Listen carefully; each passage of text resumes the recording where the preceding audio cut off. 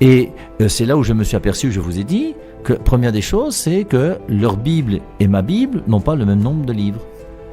Moi, j'ai appris ça après mes études de formation philosophique et théologique. Quand je suis arrivé sur le marché de l'apostolat.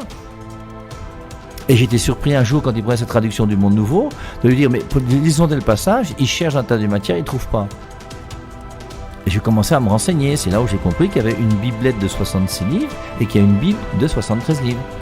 C'est pour ça que si vous voulez vraiment être ce qu'on appelle des hommes de Dieu et éclairer le peuple de Dieu, la première des choses à faire, vous n'avez pas le droit de prendre la parole et de dire que vous êtes un disciple de Jésus-Christ ou je ne sais pas quoi, tant que vous ne faites pas la distinction entre Bible et Biblette. Parce que tous ceux qui sont dans l'erreur sont des gens qui malheureusement ont la Biblette. Tous les non-catholiques, je vous invite à revenir à l'Église catholique, vont quitter la Biblette qu'ils ont depuis 1826 pour revenir à la vraie Bible qui existe depuis l'an 400. Alors, comme disait un prédicateur que j'aime pas beaucoup, mais pour une fois il disait une chose sensée, c'est même si on a uniquement 66 livres, il vaut mieux avoir les 66 livres et les mettre en pratique que d'avoir 73 livres pour aller en enfer. Là on est tous d'accord, c'est clair. Mais objectivement, tu ne peux pas en tant que prédicateur dire à tes disciples que la Bible a uniquement 66 livres. La Bible, objectivement, a 73 livres.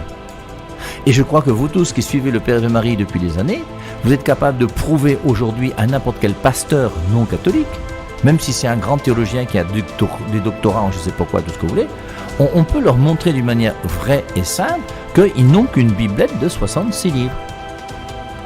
Et je crois que c'est non discutable et non négociable. 2 × 2 = 4. Moi, j'y peux rien. Et quand j'ai commencé à réfléchir avec les témoins de Jéhovah, j'ai cherché à savoir et à comprendre d'où venait la Biblette.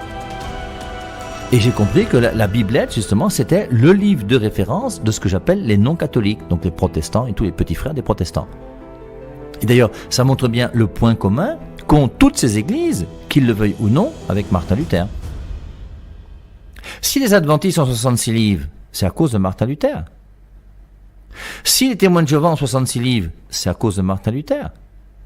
Si les baptistes et les messianiques et tous les luthériens et tout ça ont 66 livres, c'est à cause de Martin Luther. Si les Vies et Lumières ont 66 livres, une biblette, c'est à cause de Martin Luther. Et si bien qu'au départ, moi je vous rappelle, quand j'avais commencé à réfléchir un peu, je pensais même dans ma tête que Martin Luther avait traduit la biblette de 66